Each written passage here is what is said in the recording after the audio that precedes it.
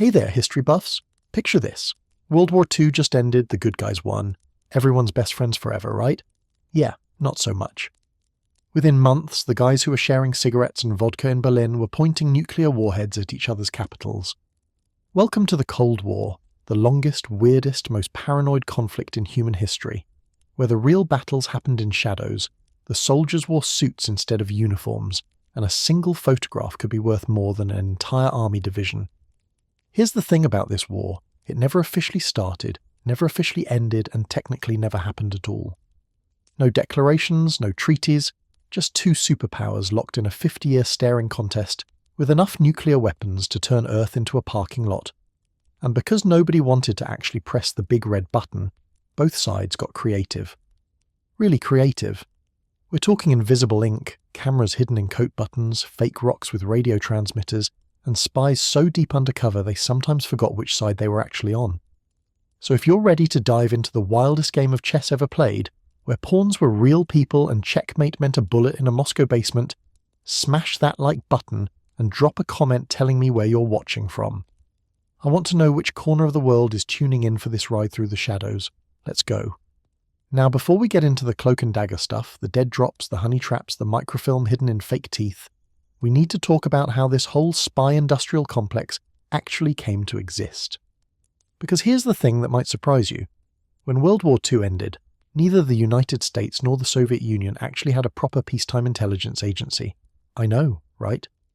The two nations about to engage in 50 years of shadow warfare were basically starting from scratch. It's like showing up to an Olympic swimming competition and realizing you forgot to build a pool. Let's start with the Americans, because their story is honestly kind of hilarious in a chaotic, only in America sort of way. Before World War II, the United States had what you might generously call a relaxed attitude toward intelligence gathering. The State Department did some diplomatic snooping, the military had its own intelligence branches that barely talked to each other, and the FBI handled domestic stuff while jealously guarding its turf like a territorial chihuahua. There was no central agency coordinating any of this, no unified vision, just a bunch of separate departments occasionally bumping into each other in hallways and pretending they didn't see anything. Then Pearl Harbor happened, and suddenly everyone in Washington was asking the same awkward question. How did we not see this coming? The answer, unfortunately, was that American intelligence was about as organized as a kindergarten field trip to a candy factory. Information existed, warning signs were there, but nobody was connecting the dots because nobody's job was to connect the dots. The dots were just vibing independently, completely unaware of each other's existence. Enter William Donovan, a Wall Street lawyer, World War I hero, and the kind of guy who thought impossible was just a word people used when they lacked imagination. President Roosevelt tapped him to create something new, an agency that would coordinate intelligence, conduct secret operations, and basically do all the sneaky stuff that needed doing. In June 1942, the Office of Strategic Services was born. The OSS, as it became known, was America's first real attempt at a centralized intelligence organization, and calling it experimental would be putting it mildly. This was essentially a startup with guns and an unlimited budget, making things up as they went along. The OSS recruited from everywhere and anywhere. Ivy League professors who spoke obscure languages, sign them up. Hollywood stuntmen who could parachute behind enemy lines? Absolutely. Safe crackers, forgers, radio operators, psychologists. If you had a weird skill that might possibly be useful for winning a war, Donovan wanted you on the team. The agency's headquarters looked less like a military operation and more like the world's most dangerous talent show. One day you might find a Princeton linguist discussing Bulgarian dialects with a former circus acrobat who was learning how to garrote people. Not exactly your typical office environment, and the operations themselves were wild. OSS agents parachuted into occupied France to work with the resistance. They conducted sabotage missions in Burma.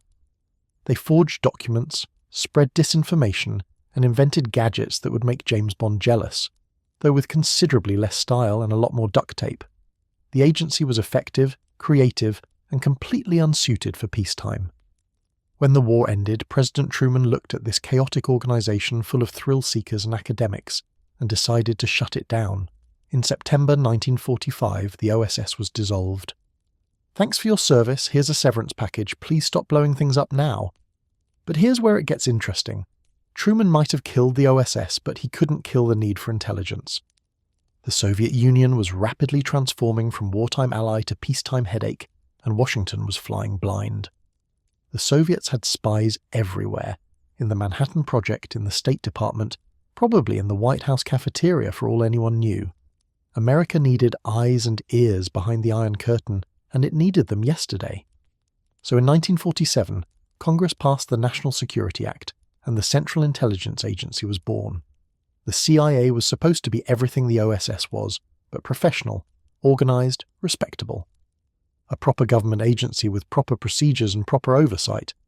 Naturally, it immediately started doing improper things in improper ways with minimal oversight, because that's just how intelligence agencies work. The spirit of Donovan's band of misfits lived on, just with better office furniture and a more impressive letterhead. The early CIA was staffed largely by OSS veterans who brought all their wartime habits with them. These were men, and it was almost entirely men at the top who had learned their trade-fighting Nazis. They believed in action, in risk-taking, in the romantic notion of the lone agent changing history through sheer audacity. They were cowboys in suits, and they were about to spend the next several decades treating the entire world as their personal rodeo. Whether this was a good thing depends entirely on your perspective and which country you happen to live in. Now let's cross over to the other side of the Iron Curtain, where the story of Soviet intelligence is considerably less improvisational and considerably more terrifying. While the Americans were fumbling their way toward a spy agency, the Soviets had been perfecting the art of surveillance, infiltration, and political control for decades. They weren't starting from scratch. They were graduating from a very, very dark finishing school. The roots of Soviet intelligence go back to December 1917, just weeks after the Bolshevik Revolution, when Vladimir Lenin created the Cheka. The full name was the All-Russian Extraordinary Commission for Combating Counter-Revolution and Sabotage, which is a lot of words to say, secret police with unlimited power and no accountability. The Cheka wasn't just an intelligence agency, it was a weapon of terror designed to crush any opposition to the new communist state. Its first leader, Felix Dzerzhinsky, was a true believer with ice in his veins and absolutely no hesitation about doing whatever was necessary to protect the revolution. Whatever was necessary included mass executions, torture, and the kind of systematic brutality that would define Soviet security services for generations. The Cheka evolved over the years, changing names like a criminal trying to stay ahead of the law. It became the GPU, then the OGPU, then got absorbed into the NKVD, each transformation bringing new powers and new horrors. By the time Stalin consolidated his grip on power in the late 1920s, the security apparatus had become the backbone of his regime. The NKVD under Stalin wasn't just watching for foreign spies, it was watching everyone. Your neighbours, your co-workers, your family members. In Stalin's Soviet Union, paranoia wasn't a mental illness, it was a survival strategy. The Great Purge of the late 1930s showed exactly what this machinery was capable of. Millions of people were arrested, imprisoned, executed, or sent to labour camps. The NKVD fabricated confessions, manufactured conspiracies, and eliminated anyone Stalin considered a threat, which, given Stalin's legendary paranoia, was basically everyone. Even the secret police weren't safe from the secret police. Multiple heads of the NKVD were themselves purged and executed, presumably wondering in their final moments if perhaps they'd been a bit too enthusiastic about the whole purging thing. But here's the darkly ironic part. While the NKVD was busy terrorizing Soviet citizens, it was also building one of the most effective foreign intelligence operations in history. Soviet spies had penetrated the highest levels of Western governments and institutions. The Cambridge Five, a group of British elites recruited at university who spent decades passing secrets to Moscow, represented just one network among many. Klaus Fuchs was feeding atomic secrets to the Soviets while working on the Manhattan Project. Harry Dexter White, one of the architects of the post-war international financial system, was a Soviet asset. The Americans were worried about communist infiltration, and they were absolutely right to be worried, because the infiltration was far worse than they imagined. When World War II ended, Stalin reorganized his intelligence services yet again. In 1954, after Stalin's death and the subsequent power struggles, the Committee for State Security was created, the KGB. This was the organization that would become the CIA's legendary adversary, the gold standard of Cold War espionage, the boogeyman that haunted Western intelligence for nearly 4 decades. The KGB inherited everything that came before it: the Chekers' ruthlessness, the NKVD's domestic surveillance apparatus, and decades of experience in foreign intelligence operations. But it also became something more sophisticated under the leadership of men who understood that terror alone wasn't enough. You also needed finesse. You needed to understand your enemy, to find their weaknesses, to turn their own people against them. The KGB became masters of what the Russians call maskirovka, deception on every level, from individual agents to entire strategic campaigns. The contrast between the CIA and KGB in these early years is fascinating. The Americans were enthusiastic amateurs who had lucked into winning a war and were now trying to figure out this whole espionage thing on the fly. They had money, technology, and a can-do attitude, but they also had a tendency to underestimate their opponents and overestimate their own cleverness. The Soviets, meanwhile, had been doing this for decades. They understood that intelligence work wasn't about gadgets and glamour. It was about patience, discipline, and the willingness to play a very, very long game. The Americans believed in technical solutions. Build a better spy plane, develop more sophisticated listening devices, throw money at the problem until it goes away. The Soviets believed in human intelligence, recruiting agents, cultivating sources, understanding the psychological weaknesses that make people betray their countries. Both approaches had their merits, and both had spectacular failures. But in the early years of the Cold War, the Soviets had a significant advantage. They took espionage seriously as a profession, while the Americans were still treating it like an adventure for gentlemen amateurs. This mismatch showed in the results. Throughout the late 1940s and 1950s, Soviet intelligence scored victory after victory. They knew about the atomic bomb before Truman told Stalin about it. They had sources inside the CIA almost from the beginning. They ran circles around Western counterintelligence, planting moles who wouldn't be discovered for decades. Meanwhile, American attempts to penetrate the Soviet Union mostly ended in disaster. Agents captured, networks rolled up, operations compromised. It was like watching a college basketball team try to compete against the professionals. But the Americans learned. Slowly, painfully, often through catastrophic failures they learned. The CIA developed its own tradecraft, recruited its own sources, built its own networks. By the 1960s, the agency had transformed from a collection of well-meaning amateurs into a formidable intelligence service in its own right. The Cold War became a genuine contest between equals, or at least near equals, each side probing for weaknesses, each side trying to stay one step ahead. The organizational cultures that emerged from these different origins would shape everything that followed. The CIA remained entrepreneurial, aggressive, willing to take risks that sometimes paid off spectacularly and sometimes blew up in everyone's faces. Operations like the overthrow of governments in Iran and Guatemala showed what the agency could accomplish. Operations like the Bay of Pigs showed what happened when that confidence tipped over into hubris. The cowboys never entirely left the building. The KGB, meanwhile, remained disciplined, methodical, and utterly ruthless. They played the long game, cultivating assets over years or even decades before activating them. They understood that the best intelligence operations were the ones nobody ever heard about, the secrets stolen so cleanly that the victims never knew they were missing. They also never forgot their domestic mission.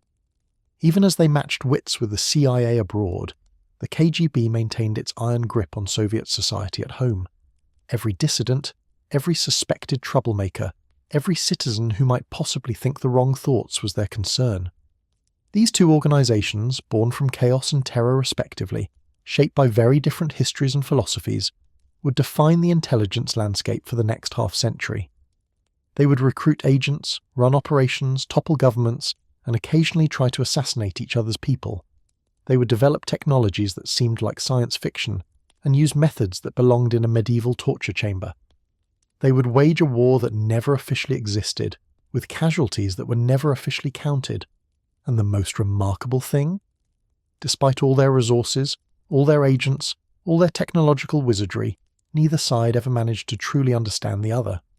The CIA consistently overestimated Soviet strength while underestimating Soviet intentions. The KGB, convinced that capitalist America must be as conspiratorial as the Soviet Union, saw CIA plots behind every random event. Two giant intelligence agencies, each convinced they understood their enemy, each fundamentally wrong about basic facts. It would be funny if the stakes hadn't been nuclear annihilation. But that's the nature of intelligence work, isn't it? You're trying to see through walls while your opponent is building new walls and painting fake windows on the old ones. You're trying to understand people who are professionally trained to be misunderstood. You're playing a game where the rules change constantly and nobody tells you when they've changed. The CIA and KGB spent 50 years locked in this shadow dance, and when it was over, both sides had to admit they'd been stumbling in the dark more often than they'd care to acknowledge. The architects of darkness had built impressive structures, but even they couldn't always see what was lurking in the corners. So now we've got our players assembled, the CIA finding its footing, the KGB sharpening its claws, but we need to talk about what they were actually fighting over. And in those first crucial years after World War II, there was really only one prize that mattered: the atomic bomb. The Americans had it, the Soviets wanted it. And what followed was perhaps the highest stakes game of poker in human history, except instead of chips, the players were betting with the future of civilization itself. When the United States dropped atomic bombs on Hiroshima and Nagasaki in August 1945, the world changed forever. Suddenly, a single weapon could destroy an entire city. A single plane could kill more people than entire armies had managed throughout history. The Americans, for a brief shining moment, were the only nation on Earth with this apocalyptic capability, and they intended to keep it that way. Good luck with that plan, as it turned out. Here's what Washington didn't fully appreciate at the time. The Soviets had been stealing atomic secrets almost from the moment the Manhattan Project began. While American scientists were still figuring out how to split atoms in New Mexico, Soviet intelligence was already recruiting sources inside the program. The security around the bomb was tight, or at least everyone thought it was tight. In reality, it had more holes than Swiss cheese at a mouse convention.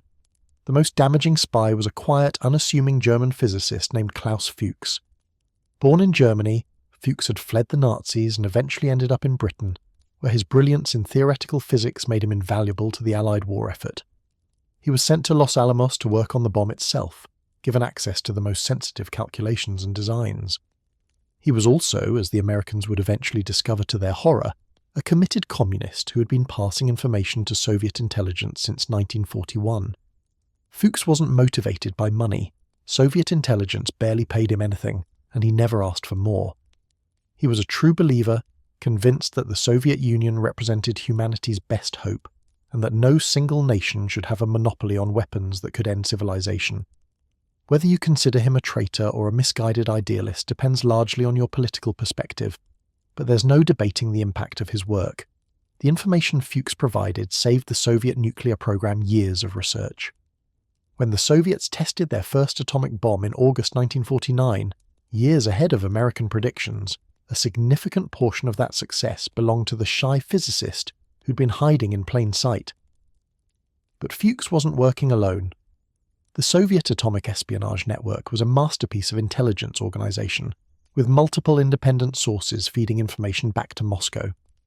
There was Theodore Hall, a 19-year-old physics prodigy who decided on his own to contact Soviet intelligence because he was worried about American nuclear monopoly. 19 years old. Most 19-year-olds are worried about their grades or their love lives. Hall was worried about geopolitical balance and took matters into his own hands. He walked into a Soviet office and offered to help.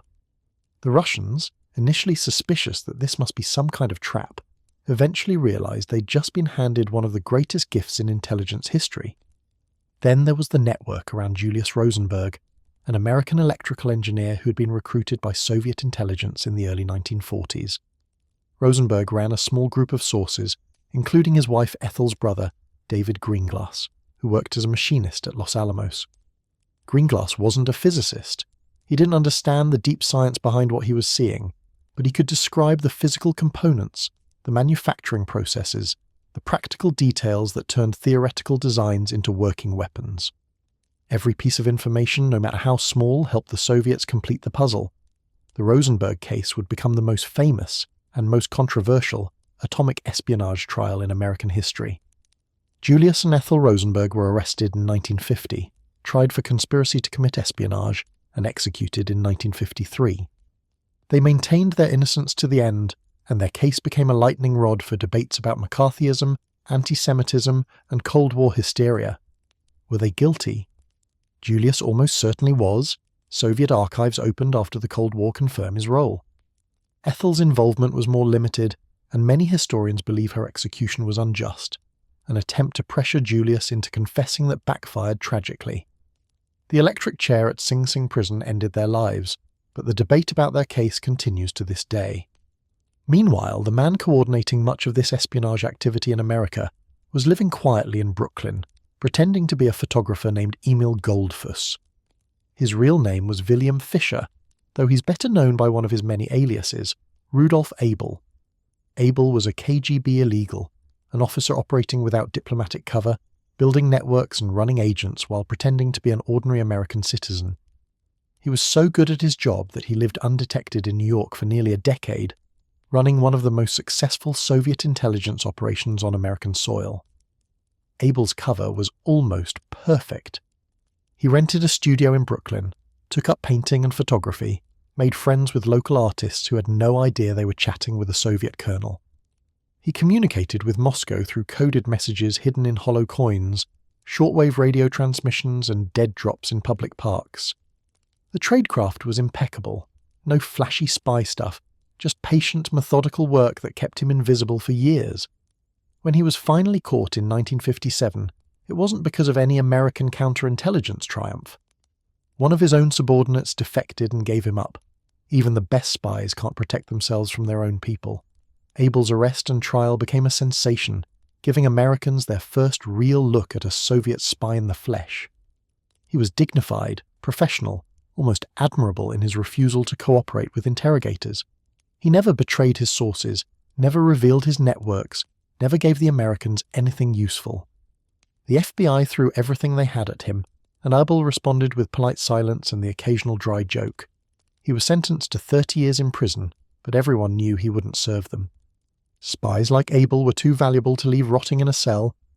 In 1962, he was exchanged for Francis Gary Powers, the American U-2 pilot shot down over the Soviet Union, a trade that would be dramatized decades later in a Steven Spielberg film that somehow made bureaucratic prisoner exchanges look thrilling. The atomic espionage campaign was a Soviet triumph, but it also revealed something important about the nature of the Cold War. The Americans had assumed their technological superiority would be enough to maintain their edge. Build a better bomb, and you win. But technology can be stolen, copied, reverse-engineered. The real competition wasn't about who could build the best weapons. It was about who could protect their secrets while stealing their enemies. On that front, the Soviets were winning decisively. By the time the Americans fully understood the extent of Soviet penetration, the damage was done. The USSR tested its first atomic bomb in 1949, its first hydrogen bomb in 1953. The American monopoly had lasted barely 4 years, a blink of an eye in historical terms. The nuclear arms race was now truly a race, with both sides sprinting toward weapons that could destroy the world many times over. The stolen secrets hadn't just given the Soviets the bomb, they had fundamentally altered the balance of power for the next half-century. Now here's something most people have never heard of, and honestly, it's one of the strangest arrangements in the entire Cold War. What if I told you that throughout the decades of tension, distrust, and nuclear standoffs, there were military officers from both sides legally driving around enemy territory, photographing tanks and missiles, and everyone just kind of accepted this? It was happening? Sounds insane, right? Welcome to the world of the military liaison missions. This bizarre situation traces back to an agreement signed in 1944, when the Allies were still friends and Germany's defeat was just around the corner. The idea was simple. After the war, Germany would be divided into occupation zones, and each occupying power would station small military missions in the other zones to maintain communication and cooperation. The Americans, British and French would have missions in the Soviet zone. The Soviets would have missions in the Western zones. It was supposed to be a temporary arrangement for managing the occupation. Nobody expected it to last 45 years. When the Cold War froze relations between East and West, these missions should have been shut down. Instead, something unexpected happened. Both sides realized they were incredibly useful. Not for their original purpose of liaison and cooperation, that ship had sailed, but for something else entirely. These missions had diplomatic immunity, and the legal right to travel through enemy territory. They were, in essence, licensed spies with official permission to snoop. The Western missions, American, British and French, operated out of Potsdam in East Germany, while the Soviet mission was based in Frankfurt in the West. Each mission consisted of a handful of officers, some drivers, and a support staff, all theoretically there to maintain military communications between the zones. In practice, they spent most of their time driving around taking photographs of anything that looked interesting, which in military terms meant tanks, aircraft, missiles, and military installations. The rules of this game were never written down clearly, which led to some creative interpretations. The missions had the right to travel through most of their host territory, with certain restricted areas off limits. Naturally, those restricted areas were exactly where the interesting stuff was, so mission officers spent considerable effort trying to sneak into places they weren't supposed to be. The Soviets would chase them, sometimes detain them, occasionally rough them up, but outright violence was rare because everyone understood the unspoken rules. You could harass the enemy spies, but you couldn't shoot them.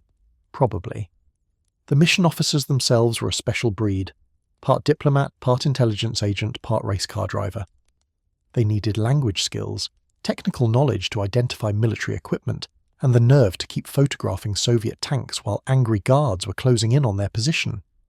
The car chases through East German forests were real, and they could get genuinely dangerous. Officers learned to drive at high speeds on unpaved roads, to lose pursuers through creative route selection, and to hide cameras and film in the seconds between getting stopped and having their vehicle searched. These men gathered intelligence that satellites and signals intercepts couldn't provide, ground-level details about Soviet military capabilities. What did the new tank look like up close? How were units actually deployed? What was the morale like at various bases? Mission officers would park near Soviet installations for hours, watching through binoculars, counting vehicles, noting patterns. They attended military parades, visited training grounds, and struck up conversations with Soviet soldiers whenever possible. Every bit of information went into reports that helped Western analysts understand what they were actually facing. The intelligence value was substantial. Mission officers provided some of the first detailed photographs of new Soviet weapon systems, often years before satellites could capture comparable images. They tracked unit movements, identified new deployments, and occasionally discovered capabilities the West didn't know existed. During exercises, they could observe Soviet tactics and training methods firsthand, information that was invaluable for planning how to fight these forces if the Cold War ever turned hot. But the work wasn't without casualties. The Soviets considered these missions a constant irritation and worked hard to limit their effectiveness. They established surveillance teams to follow mission vehicles, created roadblocks at critical moments, and occasionally resorted to direct intimidation. In 1985, a Soviet sentry shot and killed Major Arthur Nicholson, an American mission officer who had been photographing Soviet equipment in a restricted area. It was the only fatality among Western mission personnel, but it reminded everyone that this strange game had very real stakes. The missions also provided something harder to quantify: human contact between enemies. Officers from opposing sides sometimes encountered each other in ways that led to unexpected relationships. Professional respect across ideological lines. Moments of shared humanity in a conflict defined by dehumanization. When the Cold War ended and the missions were finally disbanded, some former adversaries stayed in touch.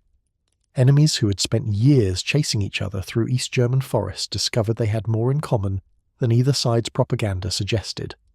In 1990, with Germany reunifying and the Soviet Union crumbling, the military liaison missions were formally terminated. The strange arrangement that had outlived its original purpose by 4 decades finally came to an end. The officers who had served in these missions scattered back to regular military careers, their unique experience becoming a footnote in Cold War history. Most people would never know that for 45 years, official spies had roamed enemy territory with something close to permission, a reminder that the Cold War was often stranger than any fiction could capture. So we've talked about the agencies, the stolen atomic secrets, the licensed spies driving around East Germany. But now we need to address something more fundamental, more uncomfortable, and honestly more fascinating.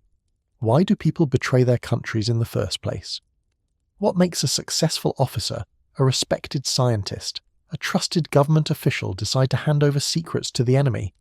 Because here's the thing, traitors aren't born in some villain factory. They start out as ordinary people, often extraordinary people, who somewhere along the way make a choice that destroys everything they've built. Intelligence agencies on both sides spent decades trying to answer this question, and they came up with a handy acronym that recruiters still use today: MICE. Money, ideology, compromise, and ego. These are the 4 main buttons you can push to turn a loyal citizen into an asset. Understanding these motivations became essential for both recruiting spies and catching them. Let's break each one down, because the psychology here is genuinely wild. Money is the most straightforward motivation, and, unsurprisingly, the most common. Some people will sell out their country for cash, and the amounts involved are often surprisingly modest. We're not talking about Bond villain millions here. Many spies were bought for what amounts to a nice car and some help with the mortgage. Aldrich Ames, who had become one of the most damaging moles in CIA history, initially approached the Soviets because he was going through an expensive divorce and had developed a taste for fine living that his government salary couldn't support. His first payment was $50,000. For that relatively modest sum, he began identifying every CIA source inside the Soviet Union. The results were catastrophic.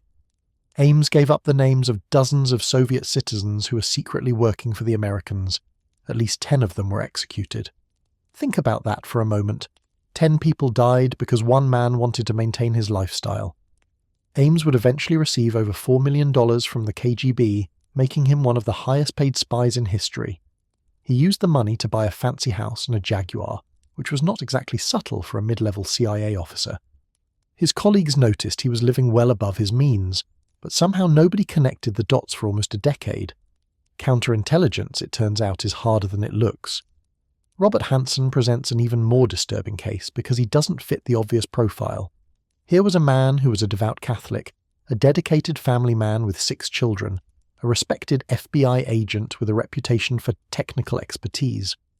He went to Mass regularly, belonged to Opus Dei, and by all external appearances lived a life of moral rectitude. He also spent 22 years selling secrets to the Soviet Union and later Russia, causing damage that some experts consider even worse than Ames. What motivated Hanssen? Money was part of it. He received about $1.4 million over his career as a spy, but interviews with people who knew him suggest something more complex. Hanssen felt underappreciated by the FBI, passed over for promotions he believed he deserved, smarter than the bosses who didn't recognize his talents. Spying gave him a sense of power and importance that his legitimate career never provided. He was playing a game that only he knew about, outwitting the very organization that had failed to value him properly. The psychology here is ego dressed up as grievance, and it's a pattern that appears again and again in espionage history. Ideology used to be the most romantic motivation for betrayal, and during the early Cold War it was genuinely common. Klaus Fuchs, whom we discussed earlier, didn't spy for money. He spied because he believed in communism and thought the Soviet Union shouldn't be left defenseless against American nuclear monopoly. The Cambridge Five, those upper-class British traitors who passed secrets to Moscow for decades, were recruited as young idealists who genuinely believed they were building a better world. They saw the poverty of the 1930s, the rise of fascism, and concluded that Soviet communism was humanity's best hope. By the time they realized Stalin's utopia involved mass murder and gulags, they were in too deep to get out. The interesting thing about ideological spies is that they often consider themselves the heroes of their own story. They're not betraying their country, they're serving a higher cause. Kim Philby, the most famous of the Cambridge spies, maintained until his death in Moscow that he had no regrets. He'd chosen a side, and even if that side turned out to be deeply flawed, at least he'd been true to his beliefs. This kind of moral flexibility is either admirable or nauseating, depending on your perspective, but it's undeniably effective for intelligence recruitment. People will do things for a cause that they'd never do for mere cash. Compromise, sometimes called coercion, is the dark side of recruitment. This is where someone is blackmailed, threatened, or trapped into cooperation. Maybe they have a secret they can't afford to have exposed, a closeted sexual orientation in an era when that meant career destruction, a financial crime, an affair. Soviet intelligence was particularly skilled at creating these compromising situations. They would arrange for a target to be photographed with a prostitute, or catch them accepting a bribe, and then the pressure would begin. Cooperate, or your life is ruined. It's not glamorous, but it works. The honey trap, using romantic or sexual relationships to recruit or compromise targets, was a staple of Cold War espionage. East German intelligence, the Stasi, was famous for training attractive agents to seduce lonely Western officials. These Romeo spies would develop genuine-seeming relationships, sometimes lasting years before the request for secrets came. By then, the target was emotionally invested, often genuinely in love, and the transition from lover to spy seemed almost natural. The manipulation involved is genuinely disturbing to contemplate, but the method produced results. Finally, there's ego, the most purely psychological motivation. Some people spy because it makes them feel important, clever, superior to the ordinary mortals around them. They enjoy the thrill of living a double life, of knowing secrets that nobody else knows, of playing a high-stakes game where they're always one step ahead. These are often the most dangerous spies because they're not doing it for anything external. You can't outbid their loyalty because their loyalty was never for sale. They just want to feel special. The reality is that most spies are motivated by some combination of these factors.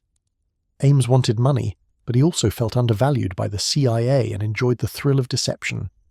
Hansen needed cash and craved recognition, but also seemed to genuinely enjoy the intellectual challenge of evading detection. Human psychology is messy, and the neat categories of mice are really just a starting point for understanding why people make choices that seem incomprehensible from the outside.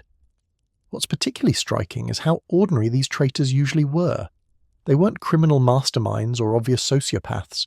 They were the guy in the next cubicle, the neighbor who seemed perfectly normal, the colleague everyone trusted. That's what makes counterintelligence so difficult. You're looking for needles in a haystack where the needles have spent their entire careers learning to look exactly like hay. All right, let's talk about the fun stuff. Because if there's one thing the Cold War gave us besides existential dread and mutual assured destruction, it was absolutely incredible spy gadgets.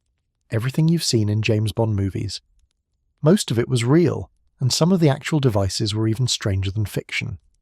Q Branch had nothing on the real engineers who spent the Cold War figuring out how to hide cameras in coat buttons and transmitters in the heels of shoes. The fundamental challenge of espionage has always been the same. How do you collect information without getting caught, and how do you transmit that information back to your handlers? During the Cold War, solving these problems became a multi-billion-dollar industry, with both sides developing technologies that pushed the boundaries of what was thought possible. The results ranged from ingeniously simple to absurdly complex, and quite a few ended up being both. Let's start small, literally. One of the most important spy technologies was the microdot, a way of shrinking entire pages of text down to a period-sized dot that could be hidden virtually anywhere. The technique had existed since the 19th century, but Cold War intelligence services perfected it. A microdot could contain thousands of words of information, hidden under a postage stamp or in the punctuation of an innocent letter. Finding one without knowing exactly where to look was essentially impossible. Soviet illegals like Rudolf Abel used microdots extensively, transmitting detailed instructions and intelligence reports through seemingly ordinary mail.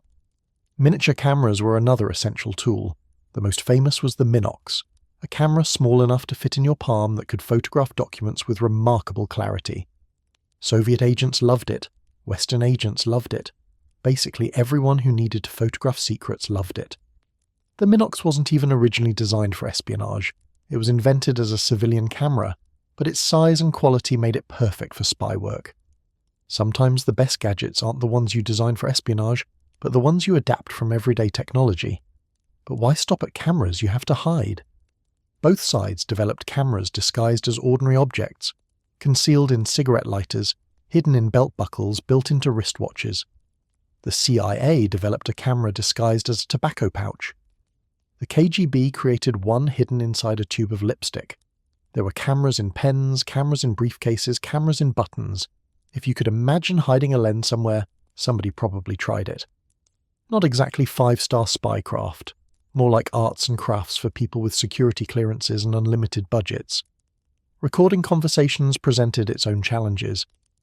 The technology had to be small enough to conceal, sensitive enough to pick up conversations across a room, and reliable enough to actually work when you needed it. Both sides developed bugs, hidden microphones, that became increasingly sophisticated over time. The most famous Soviet bug was discovered in the American embassy in Moscow, hidden inside a wooden carving of the Great Seal that had been presented as a gift by Soviet schoolchildren.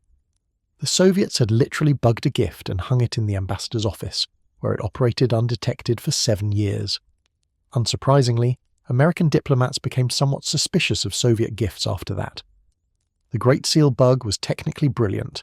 It had no batteries, no wires, no power source that could be detected. Instead, it was a passive device that only became active when hit by a specific radio frequency beamed from outside the embassy.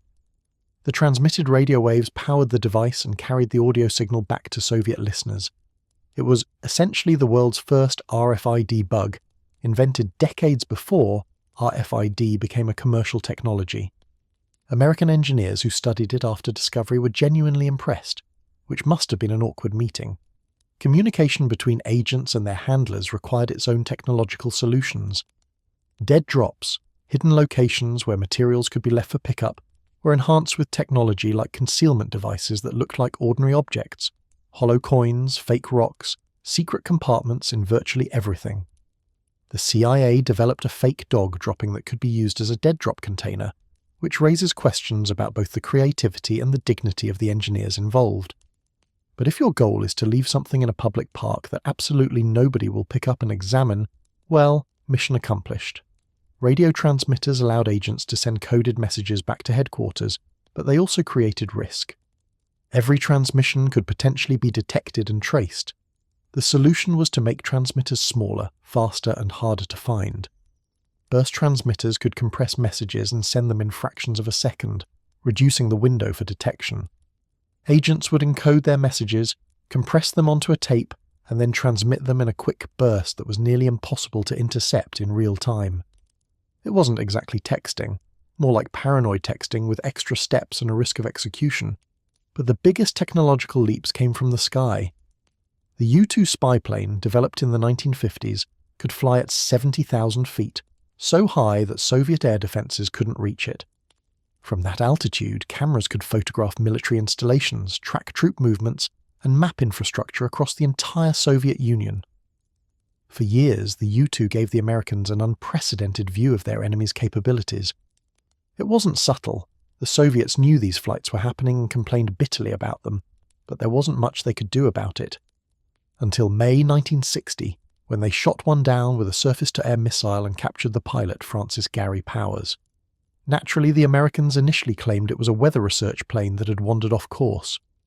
When the Soviets produced the pilot and the intact spy equipment, that story became somewhat difficult to maintain. The U-2 shoot-down accelerated something that was already underway, the move to satellite reconnaissance. Why risk pilots when you could put cameras in orbit?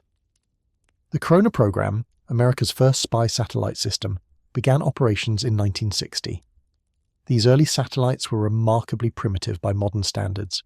They literally dropped film canisters from orbit, which were then caught in mid-air by specially equipped aircraft. Not exactly elegant, but it worked. By the late 1960s, satellite imagery had become the primary source of strategic intelligence for both superpowers. The Soviets developed their own satellite programs naturally, and the space race became intertwined with the spy race. Many of the rockets developed for reconnaissance satellites were the same ones that could carry nuclear warheads. The technologies fed each other, with military and intelligence needs driving innovation that eventually filtered down to civilian applications. Your GPS, your satellite TV, your smartphone's mapping function, all of them descend in some way from Cold War spy technology developed to photograph Soviet missile sites from space. Both sides also invested heavily in signals intelligence, intercepting and decoding the enemy's communications. Massive listening posts were built around the world, hoovering up radio transmissions, telephone calls, and eventually digital communications. Code breaking became as important as code making, with the National Security Agency and its Soviet equivalent engaged in a constant battle to decrypt each other's secrets while protecting their own. The mathematics involved was cutting edge, the computers were the most powerful available, and the stakes couldn't have been higher. What's remarkable about Cold War spy technology is how much of it anticipated our modern surveillance society.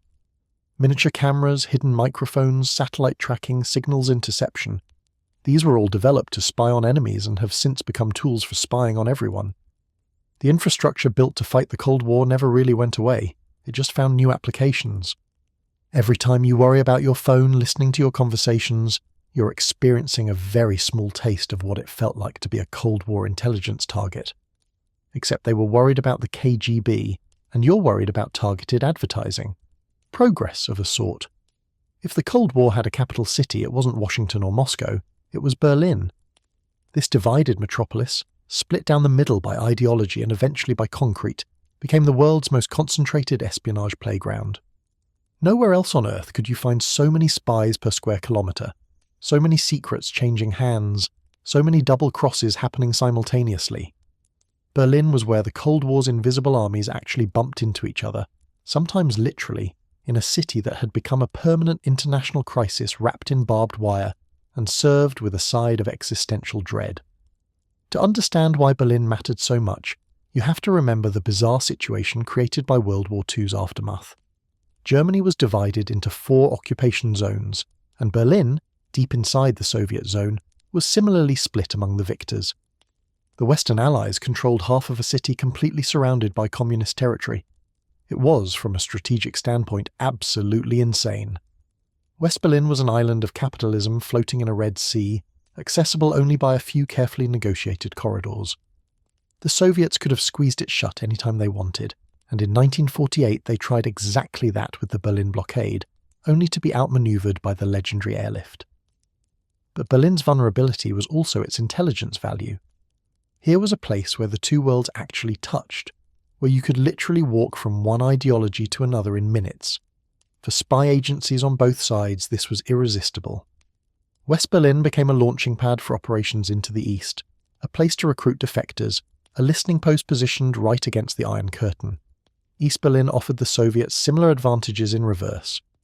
The result was the most spy-saturated city in human history, where espionage wasn't just an occupation, it was practically the local industry. The numbers are staggering.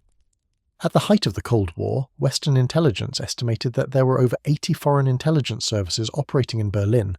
80. That's more spy agencies than most people can name countries. The CIA, MI6, and French intelligence all maintained major stations. The KGB ran extensive operations from their compound in Karlshorst. And then there was the Stasi, the East German Ministry for State Security, which turned surveillance into an art form that would make modern tech companies weep with envy. The Stasi deserves special attention because they achieved something genuinely unprecedented. They turned an entire society into an intelligence apparatus. At its peak, the Stasi employed around 90,000 full-time staff. That's impressive enough, but the real number that matters is the informants, unofficial collaborators who reported on their neighbours, co-workers, friends and family members. Estimates vary, but some historians believe that as many as 1 in 3 East German citizens had some level of contact with the Stasi, either as informants or as subjects of investigation. Imagine living in a place where, statistically speaking, someone in your apartment building was probably writing reports about you. Not exactly the neighbourhood watch you'd want. The Stasi's files, when they were finally opened after reunification, revealed the sheer obsessiveness of their surveillance. They had files on 6 million people in a country of 17 million. They recorded everything. Who you talked to, what you said, who visited your apartment, what books you read, who you slept with. They collected samples of people's body odour stored in jars so that dogs could track dissidents by scent. This wasn't intelligence work. This was hoarding with a security clearance. The paranoia required to build such a system is almost impossible to comprehend from the outside. But the Stasi wasn't just watching its own people. It was also one of the most effective foreign intelligence services in the world. Their agents penetrated West German government at the highest levels. The most famous case was Günther Guillaume, who worked his way up to become a personal aide to West German Chancellor Willy Brandt. Guillaume had access to everything: NATO secrets, diplomatic communications, Brandt's personal correspondence. When he was finally exposed in 1974, the scandal brought down Brandt's government. Not bad for a guy who'd started out as a seemingly ordinary refugee from the East. The Stasi also pioneered what they called Zersetzung, a method of psychological warfare against dissidents that was designed to destroy people without leaving visible marks. Instead of arresting you, they would systematically dismantle your life. They'd spread rumors about you, sabotage your relationships, get you fired from your job, move things around in your apartment so you'd think you were losing your mind. The goal was to make targets destroy themselves, to break them psychologically so completely that they could no longer function as opposition. It was evil genius of the most bureaucratic sort, oppression with excellent record-keeping. Now, the Western agencies weren't exactly innocent bystanders in all this. The CIA and MI6 ran aggressive operations in and through Berlin, recruiting sources, running agents, and occasionally doing things that were ethically questionable at best.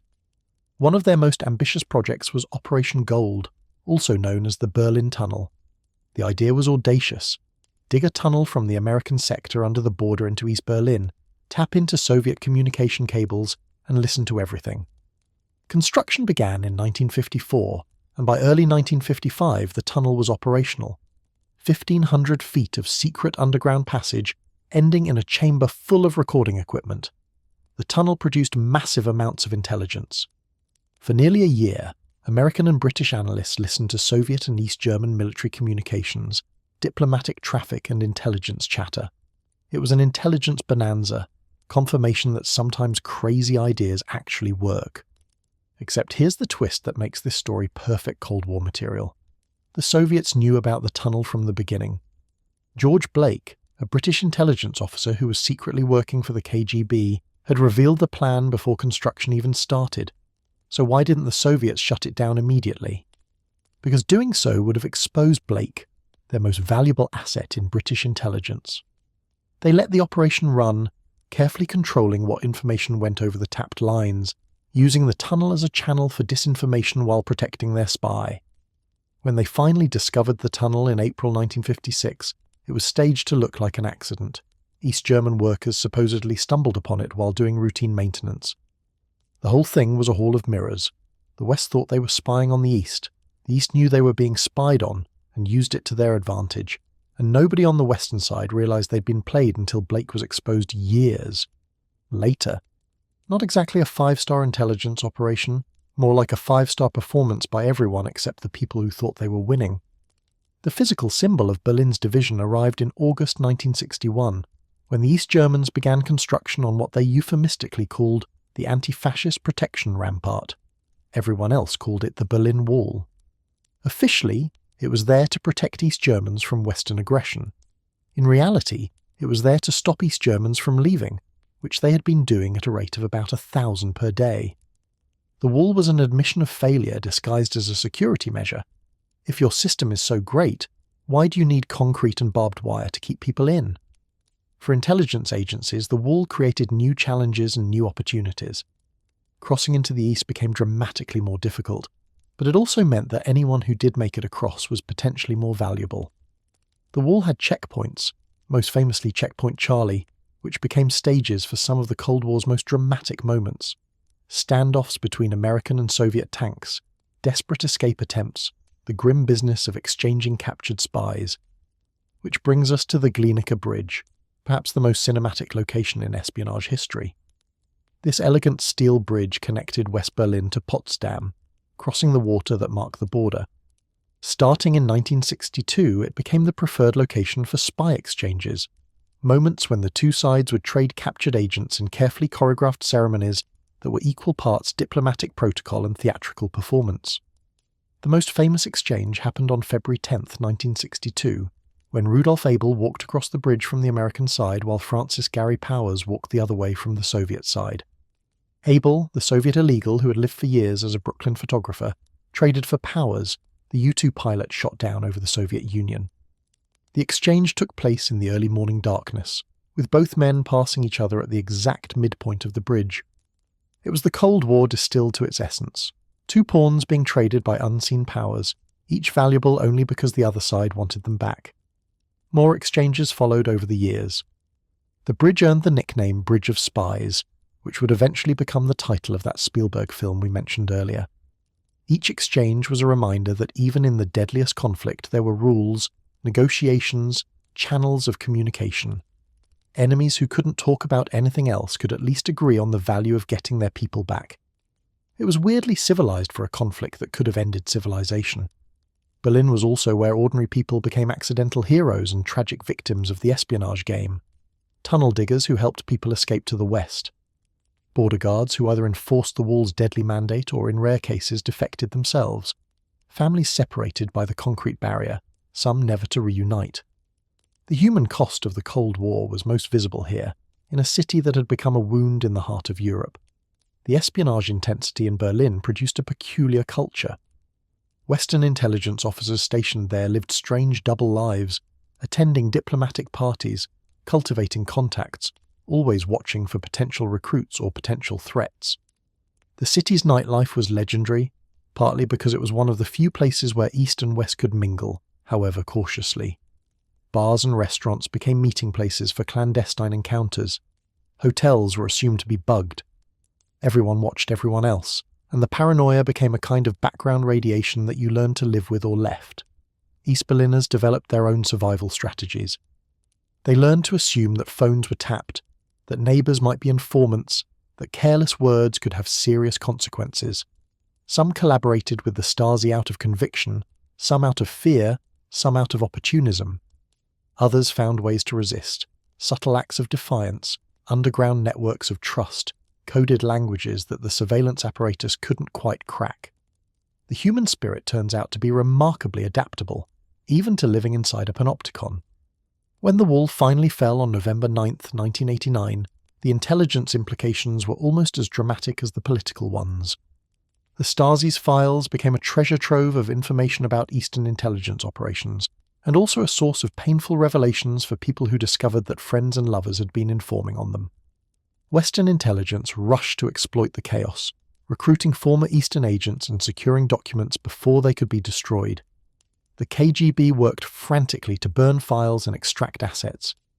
It was the espionage equivalent of a fire sale, with everyone grabbing what they could before the old order completely collapsed. Berlin today bears the scars of its divided past, but also the memories. Pieces of the wall remain as monuments. The Stasi headquarters has been turned into a museum, where you can see the surveillance equipment, the smell jars, the files that documented millions of lives. Checkpoint Charlie is a tourist attraction now, complete with actors dressed as border guards who will pose for photos. The Bridge of Spies carries ordinary traffic, with nothing to mark the spot where superpowers traded their captured pawns. But for nearly half a century, Berlin was the centre of the Shadow War, the place where abstract ideological conflict became concrete reality. Every spy technique, every technological innovation, every human drama of betrayal and loyalty, all of it played out most intensely here. If you wanted to understand the Cold War, you had to understand Berlin. And if you worked in intelligence during those years, chances are good that Berlin understood you too. We talked earlier about the military liaison missions, those strange Cold War relics where officers with diplomatic passports could legally drive around enemy territory. But we didn't really get into what that work actually looked like day to day, and honestly, it was some of the most insane, adrenaline-fueled intelligence gathering of the entire conflict. These weren't desk analysts poring over satellite photos. These were men who would crawl through mud to photograph a tank, who learned to identify Soviet missiles by sound, who played cat and mouse with armed guards across the forests of East Germany. Welcome to the world of the tank hunters. The mission officers, American, British and French, operated under a simple principle. Anything you can see, you can photograph, and anything you can photograph becomes intelligence. Their job was to find Soviet military equipment, document it in detail, and get that information back to analysts in the West. Sounds straightforward, right? Except the Soviets weren't exactly cooperative about having their latest weapon systems photographed by Western military officers. The result was a decades-long game of hide-and-seek played at highway speeds, with careers, freedom, and occasionally lives on the line. The typical mission tour went something like this. A team of 2 or 3 officers would set out in a specially modified vehicle, usually something sturdy and fast, because you never knew when you'd need to outrun a Soviet patrol. They'd have cameras, binoculars, maps, and a good understanding of which areas were officially restricted and which were merely unofficially hostile. The goal was to find Soviet units, observe their equipment and activities, and document everything without getting caught. Or at least, without getting caught in a way that created an international incident. The vehicles themselves were works of art in a paranoid Cold War sort of way. They had hidden compartments for film and cameras, reinforced bumpers for when things got physical, and engines tuned for maximum performance. Some had special tyres that could run flat for miles. Others had systems to dump compromising materials if a stop was unavoidable. The officers joked that their cars were the only government vehicles that actually received proper maintenance, which tells you something about military priorities. Now, the Soviets knew exactly what these missions were doing, and they were not amused. They established surveillance teams whose sole job was to follow Western mission vehicles and prevent them from seeing anything interesting. These followers, known to the mission officers as narcs, would tail Western cars for hours, radioing ahead to warn bases when the capitalist spies were approaching. The missions responded by developing elaborate techniques to lose their followers: sudden turns, high-speed runs through villages, doubling back through forests. It was like a very serious, very dangerous version of shaking off paparazzi, except the paparazzi had guns. The real intelligence gold came from what the officers called static observation, finding a good hiding spot near a Soviet facility and watching for hours or even days. They would conceal their vehicles in tree lines, crawl through undergrowth with cameras and wait for something interesting to happen. A new tank being transported, a missile launcher being tested. Troops practicing tactics that revealed their training doctrine. Every observation, no matter how small, contributed to the West's understanding of Soviet military capabilities. The most valuable sightings were of new equipment, weapon systems that Western intelligence didn't know existed or couldn't get good information about. When a mission officer spotted something unfamiliar, the priority was to photograph it from every possible angle, noting any visible markings, dimensions, and technical features. These photos would go back to analysts who specialized in Soviet equipment, and sometimes a single clear shot could answer questions that had puzzled intelligence agencies for years. One of the most significant intelligence coups came in the early 1980s, when Western mission officers obtained the first ground-level photographs of the Soviet SS-12 scaleboard missile system deployed in East Germany. This was a medium-range ballistic missile capable of carrying nuclear warheads, and its presence in the GDR had been suspected but never confirmed with photographic evidence. The images changed Western understanding of the Soviet threat to Europe, providing concrete proof of capabilities that had previously been estimated. Not bad for a few guys with cameras hiding in the bushes. But getting those photographs was anything but simple. The SS-12 sites were heavily guarded, and Soviet security took a dim view of Western officers lurking nearby. Mission teams had to approach carefully, often at night or during bad weather when visibility was limited. They learned the patterns of guard rotations, the locations of surveillance cameras, the routes that patrol vehicles followed. It was field intelligence work at its most basic and most dangerous. Human beings gathering information through skill, patience, and no small amount of luck. The danger was real and constant. Soviet guards had authorization to protect their facilities, and the rules of engagement were never entirely clear. Some stops were merely inconvenient, officers detained for a few hours while angry Soviets searched their vehicles and confiscated film. Others were genuinely frightening. Officers reported being rammed by Soviet vehicles, having warning shots fired over their heads, being surrounded by armed soldiers with unclear intentions. The unwritten rule was that things shouldn't escalate to actual violence, but rules can be broken, and everyone knew it. The officers developed a professional respect for their Soviet counterparts that sometimes bordered on camaraderie. After all, both sides were just doing their jobs. The Soviets were trying to protect their secrets. The Westerners were trying to steal them. There was a certain etiquette to the game. You could chase, harass, and intimidate, but you weren't supposed to actually hurt anyone. When stops happened, both sides usually maintained a veneer of professionalism. Naturally, this veneer was thinner at some times than others. The mission officers also gathered intelligence through less dramatic means. They attended public events where military equipment might be displayed. They struck up conversations with Soviet soldiers whenever possible, listening for useful information disguised as casual chat. They observed training exercises from public roads, counting vehicles and noting formations. Every interaction was potential intelligence, and the officers learned to extract maximum value from minimum access. One technique that proved particularly valuable was monitoring Soviet communications during exercises. Mission vehicles carried sophisticated radio equipment that could pick up military transmissions. Even without understanding the content, most officers didn't speak Russian well enough for that, the pattern of communications could reveal useful information. Increased radio traffic might indicate a major exercise. New frequencies might suggest new units or capabilities. The electronic dimension of intelligence gathering complemented the visual observation perfectly. The French mission officers had a reputation for being particularly aggressive in their intelligence gathering. Some might say reckless, others might say effective. They pushed boundaries that their American and British counterparts sometimes considered unwise, getting closer to restricted areas, taking more risks. This occasionally created diplomatic complications, but it also produced some of the best intelligence of any Western mission. The French argued that the whole point of having access was to use it. Being cautious was just wasting an opportunity. The British, by contrast, were known for methodical, patient observation. They would spend days building up a complete picture of a single facility, documenting everything from guard schedules to vehicle movements.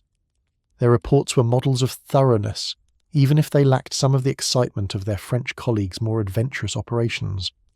Different national styles for different national temperaments, but all contributing to the same intelligence picture. The Americans fell somewhere in between, willing to take calculated risks but generally preferring to work within boundaries that minimized the chance of serious incidents. They had the most resources, the most sophisticated equipment, and arguably the most to lose if things went wrong. A dead American officer would create a crisis that nobody wanted. So American mission teams tended to be aggressive enough to get results, but careful enough to come home safely. What made these officers truly remarkable was the combination of skills required. They needed to be able to drive at high speeds through unfamiliar terrain while being pursued. They needed to operate sophisticated cameras and recording equipment. They needed to identify Soviet military hardware by sight, often from partial glimpses at great distances. They needed language skills, diplomatic awareness, and the kind of steady nerves that let you keep photographing a tank while guards are running toward your position. This wasn't a job for everyone. The selection process was rigorous, and even qualified candidates sometimes discovered that the reality was more intense than they'd imagined. Training for mission work was extensive. Officers learned vehicle pursuit and evasion techniques, practiced quick camera work under pressure, and studied Soviet equipment until they could identify tanks and aircraft from silhouettes alone. They learned the geography of East Germany in obsessive detail, which roads led where, which forests provided cover, which routes offered the best escape options. They studied previous mission reports, learning from both successes and failures. By the time an officer went on their first actual tour, they'd spent months preparing for scenarios they hoped would never happen. The intelligence these missions produced was invaluable, precisely because it was irreplaceable. Satellites could photograph military bases from orbit, but they couldn't capture the detail visible from ground level. Signals intelligence could intercept communications, but it couldn't show you what a new radar system actually looked like. Human sources inside the Soviet military were rare and precious. The mission officers filled a gap that no other collection method could address, providing ground truth that validated or contradicted what other sources suggested. The relationship between the missions and other intelligence activities was complex. Mission officers sometimes served as cover for other operations, meetings with agents, delivery of equipment, reconnaissance for future activities. Their legitimate presence in East Germany provided opportunities that pure covert operations couldn't match. But this dual role also created risks. If the Soviets suspected that mission officers were doing more than just observation, the already tense relationship could become genuinely dangerous. As the Cold War progressed and technology improved, the missions adapted. Better cameras, better vehicles, better communication equipment. Officers learned to use new tools while maintaining the fundamental skills that had always defined their work. The game remained essentially the same: find the secrets, document them, get out safely, but the methods evolved with the times. By the 1980s, mission officers were using equipment that would have seemed like science fiction to their predecessors in the 1950s. But technology couldn't eliminate the human element. At its core, mission work was about individual officers making split-second decisions in high-pressure situations. Do you try to photograph that missile launcher, knowing guards are approaching? Do you run that roadblock, knowing it might provoke a serious incident? Do you trust your instincts when something feels wrong? These decisions couldn't be automated or delegated. They had to be made in the moment, by people whose training and judgment determined whether they came home with intelligence or didn't come home at all. The mission officers rarely received public recognition for their work. They operated in a grey zone between overt military presence and covert intelligence gathering, and both aspects required discretion. Their achievements were documented in classified reports, not newspaper headlines. Their courage was known to their colleagues but invisible to the public. They were, in many ways, the perfect Cold War warriors, effective precisely because nobody outside the intelligence community knew what they were doing. When the Cold War ended and the missions were disbanded, these officers scattered into other assignments or civilian life, carrying memories of a unique experience. They had spent years in the most intense intelligence environment imaginable, gathering information that shaped Western military planning and diplomatic strategy. Some of them later wrote memoirs or gave interviews, finally able to share stories that had been classified for decades. The picture that emerged was of a brotherhood forged in shared danger, united by the strange experience of being legal spies in hostile territory. Today, their legacy lives on in military intelligence doctrine and in the institutional memory of the agencies that employed them. The techniques they developed, the lessons they learned, the information they gathered, all of it contributed to winning the Cold War without firing a shot. Not bad for a bunch of guys whose primary weapon was a camera and whose greatest skill was knowing when to run. We've talked about why people become traitors: the money, the ideology, the ego, the grievances. But now we need to examine how they actually operated, because the mechanics of betrayal are almost as fascinating as the psychology. How does someone work for the enemy while sitting at a desk in CIA headquarters? How do you pass secrets without getting caught? And most importantly for the story we're telling, how do you eventually get caught anyway? Because almost everyone does, eventually. The spy business has a remarkably poor retirement plan. The most dangerous spies aren't the ones who steal a document and run. Those are amateurs, and they usually get caught quickly. The really devastating moles are the ones who stay in place for years, even decades, feeding a steady stream of intelligence while rising through the ranks of the very organization they're betraying. These are the penetration agents, the long-term investments that intelligence services nurture carefully, because a well-placed mole is worth more than 100 ordinary spies. The challenge for a mole is operational security. How do you communicate with your handlers without leaving traces that counterintelligence can follow? Every meeting is a risk. Every document passed is a potential clue. Every payment received might be tracked. The tradecraft required to maintain a double life for years is extraordinarily demanding, and even small mistakes can unravel everything. The moles who survived longest were the ones who understood that paranoia wasn't a character flaw, it was a job requirement. We've mentioned Aldrich Ames and Robert Hansen before, but their operational methods deserve closer examination because they represent two different approaches to the same problem. Ames was almost recklessly casual about his tradecraft, at least by the standards of professional espionage. He met with Soviet handlers in person, accepted large cash payments, and made no particular effort to explain his suddenly improved lifestyle. The Jaguar, the house, the expensive tastes, colleagues noticed, but the CIA's counterintelligence division was so dysfunctional that nobody connected the obvious dots for nearly a decade. Ames's method for passing information was relatively straightforward. He would photograph or copy documents, then deliver them to his handlers at arranged meetings or through dead drops, predetermined locations where materials could be left for pickup. The dead drops were in public places around Washington, a spot under a particular bridge, a hollow in a specific tree, the space behind a loose stone in a certain wall. These locations were marked with chalk signals that indicated when a drop had been made or retrieved. It was classic spy stuff, the kind of thing you'd see in movies, except this was real, and the documents being passed were getting people killed. Hansen, by contrast, was obsessively careful.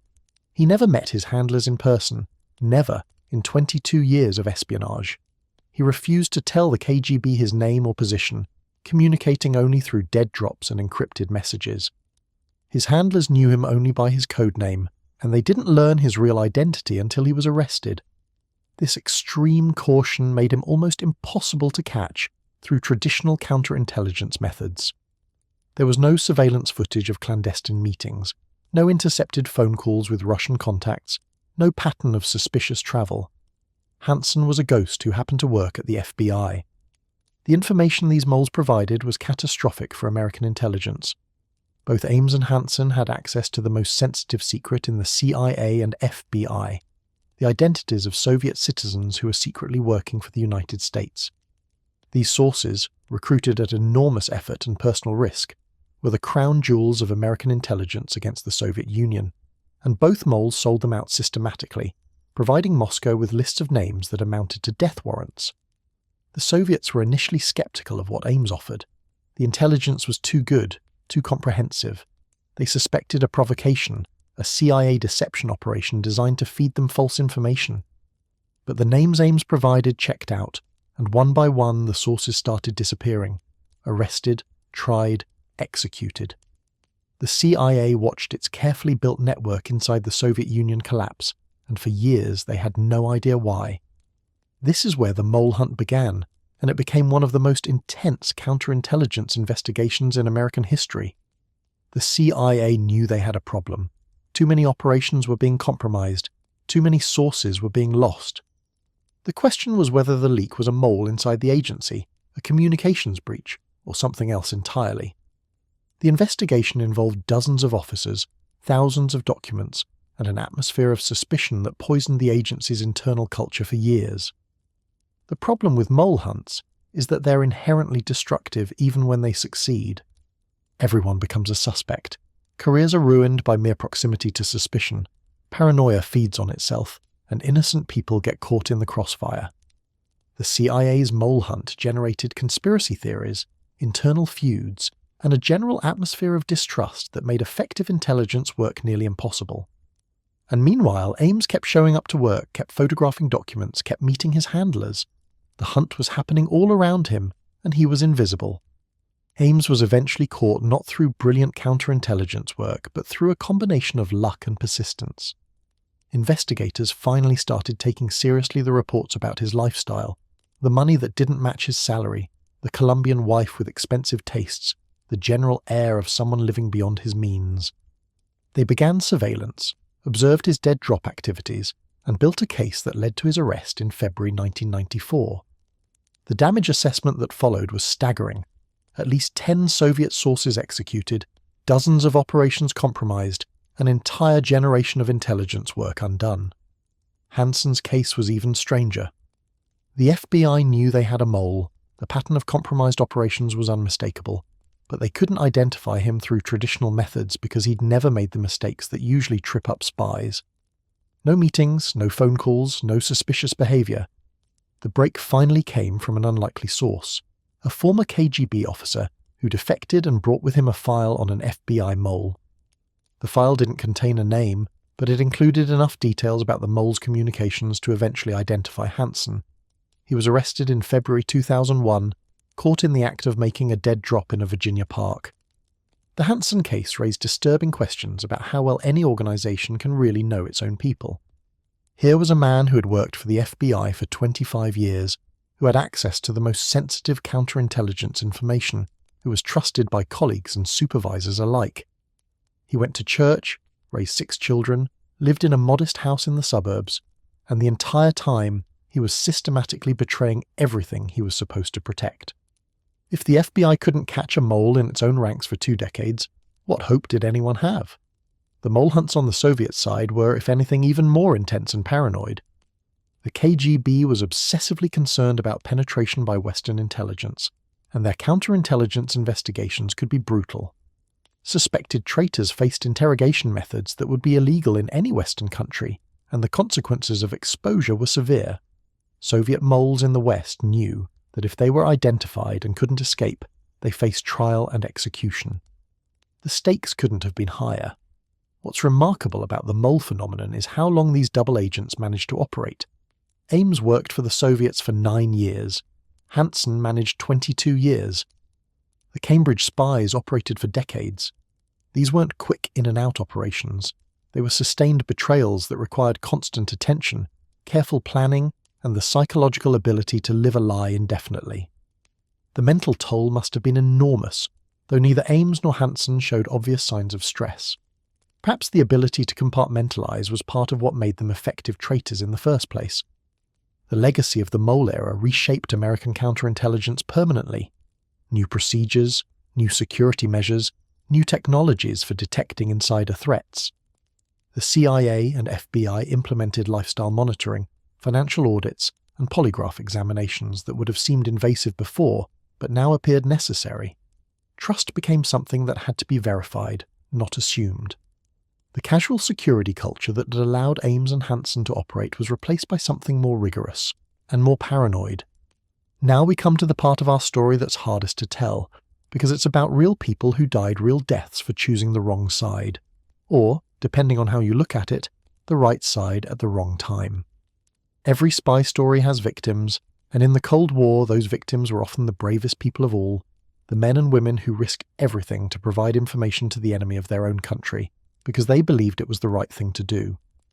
When Aldrich Ames handed over those lists of names to the KGB, he wasn't just passing documents, he was signing death warrants. The Soviet citizens he identified had made a choice to work for the Americans, sometimes for money, sometimes for ideology, sometimes out of disgust with their own system. They knew the risks. They knew what would happen if they were caught. And one by one, because of a man who wanted a nicer car and a bigger house, they were caught. Dmitry Polyakov was perhaps the most valuable American source inside the Soviet military, a general who had provided critical intelligence for nearly 2 decades. He gave the CIA information about Soviet military capabilities, strategic thinking, and intelligence operations. The Americans called him Top Hat, and he was considered one of the most important assets in the history of the agency. When Ames betrayed him, Polyakov was arrested, tried in secret, and executed in 1988. A 20-year career of espionage ended with a bullet in a Moscow prison. Adolf Tolkachev was an engineer at a Soviet military research institute who became one of the CIA's most productive sources on Soviet aviation technology. Over nearly a decade, he photographed thousands of pages of classified documents on Soviet aircraft, radar systems, and weapons development. The intelligence he provided saved the United States billions of dollars in research and development, helping American engineers understand Soviet capabilities and design countermeasures. When Ames sold him out, Tolkachev was arrested, convicted of treason, and executed in 1986. His wife was sentenced to prison. His legacy was erased from official Soviet history. The pattern repeated across dozens of cases. Valery Martinov and Sergei Motorin, both KGB officers who had been recruited by the FBI, were betrayed by both Ames and Hansen. They were arrested, interrogated, and executed. Leonid Polishchuk, a KGB officer stationed in Kathmandu, was identified by Ames and met the same fate. The exact number of people killed because of Ames's betrayal isn't publicly known, but estimates suggest at least 10 executions, with many more arrests and imprisonments. The Soviet approach to captured spies was uncompromising. Treason was a capital offence, and the state showed no mercy to those convicted. Trials were conducted in secret, sentences were carried out quickly, and families were often punished alongside the accused. The message was clear: betray the motherland and you and everyone you love will pay the price. It was deterrence through terror, and it was remarkably effective at discouraging potential traitors, though obviously not effective enough to prevent espionage entirely. American justice, while less lethal, could still be severe. Julius and Ethel Rosenberg were executed in 1953 for their role in passing atomic secrets to the Soviets.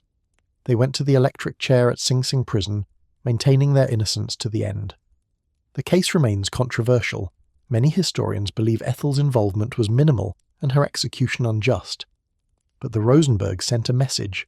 The United States would use the death penalty for espionage when it deemed the crime serious enough.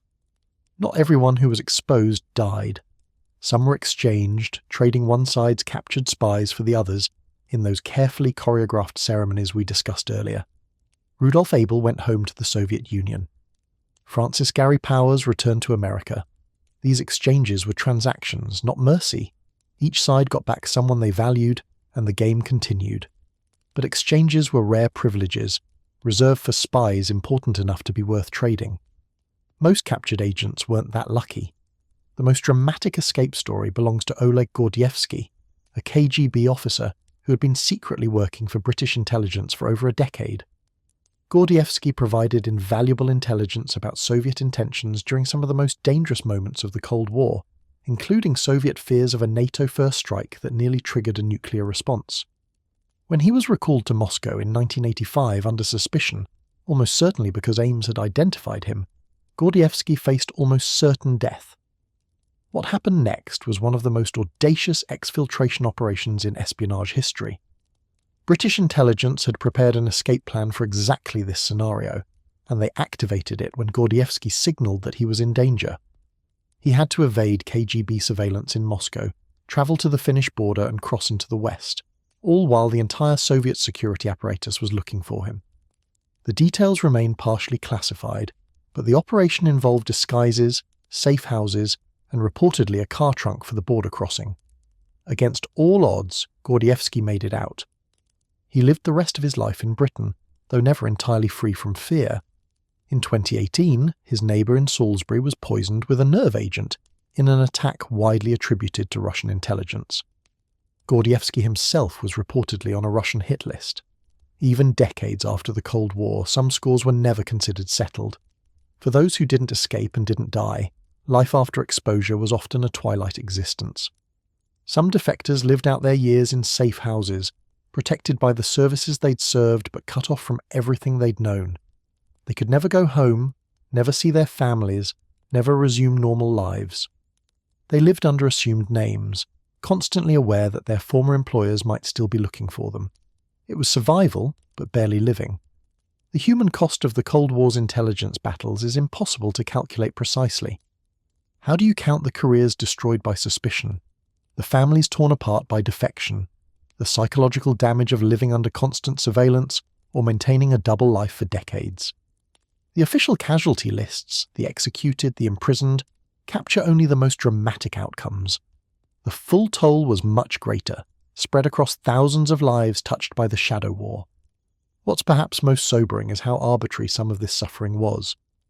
Polyakov and Tolkachev were brave men who took enormous risks because they believed in something, whether it was opposing a corrupt system or simply helping the side they thought would win. They were betrayed not by any failure of their own tradecraft, but by a man they'd never met, sitting in an office in Virginia, selling names for cash. Their fates were determined by someone else's greed, someone else's choices. That randomness is perhaps the cruelest aspect of the whole story. The families of executed spies often suffered their own punishments. Spouses were imprisoned or lost their jobs. Children were expelled from schools and denied opportunities. The taint of treason extended to anyone connected to the accused, a collective punishment designed to make potential spies think twice about the consequences. In the Soviet system especially, the sins of the father were very much visited upon the children. Some exposure ended not in death but in prison, which in the Soviet Gulag system wasn't necessarily much better. Years of hard labour, brutal conditions, minimal contact with the outside world. Some prisoners eventually emerged, broken by their experiences. Others died behind bars, their fates unknown until archives were opened decades later. The Soviet prison system was designed to destroy people slowly rather than quickly, and it was remarkably efficient at this purpose. For the intelligence officers on both sides who ran these sources, the losses were professional, but also personal. Handlers often developed genuine relationships with their agents. Not quite friendship, but something like it. When a source was exposed and killed, the handler carried that weight. They had recruited this person, assured them they would be protected, and ultimately failed to keep them safe. The CIA officers who learned about Ames's betrayal had to reckon with the fact that their colleagues' treachery had killed people they'd personally known and worked with. The exposed agents of the Cold War represent something profound about the nature of espionage. These weren't abstract intelligence assets or entries in a database. They were human beings who made choices that put their lives at risk, often motivated by beliefs that transcended personal safety. Some did it for money, sure, but many did it because they genuinely believed they were serving a greater good. Their deaths remind us that behind every classified document, every intelligence report, every cryptic mention in a history book, there were real people making real sacrifices.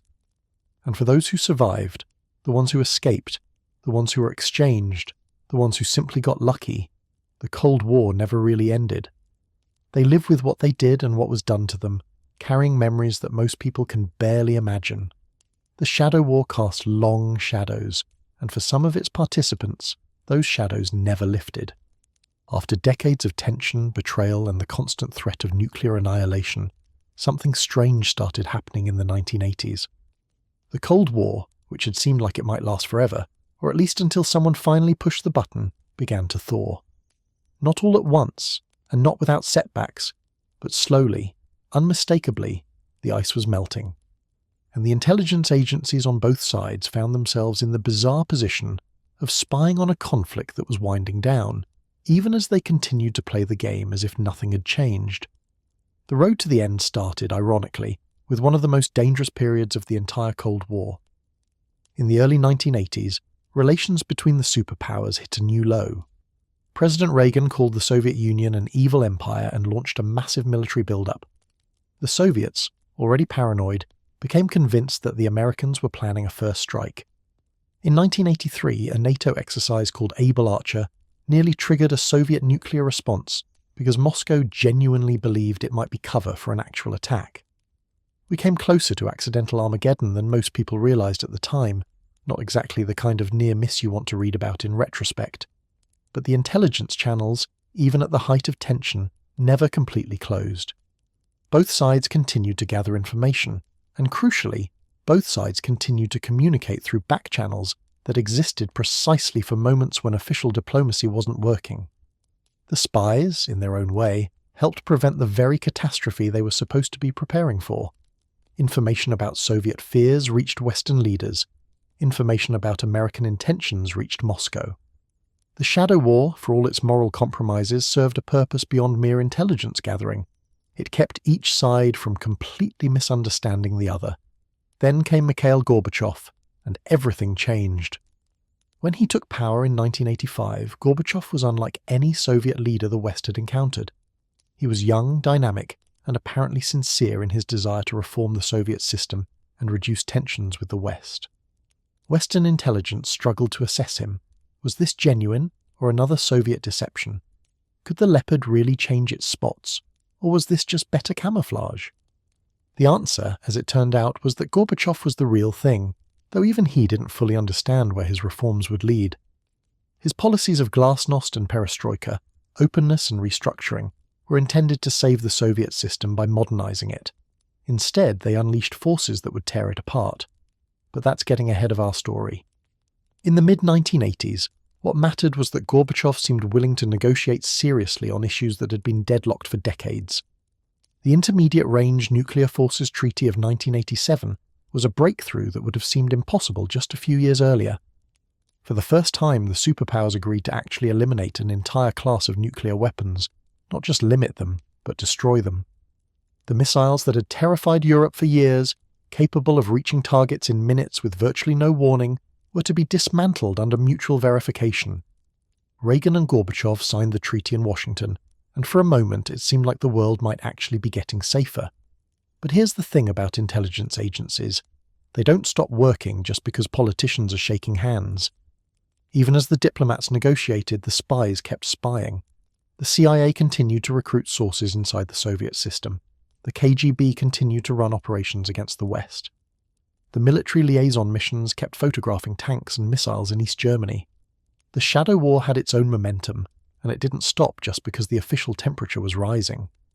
In fact, some of the most damaging espionage of the entire Cold War happened during this period of supposed thaw. Aldrich Ames was actively betraying CIA sources throughout the late 1980s. Robert Hanssen continued his 22-year career of treachery. The spies, who would later be exposed as the most destructive moles in American history, were operating at full capacity while their leaders talked about peace and cooperation. The cognitive dissonance is remarkable when you think about it.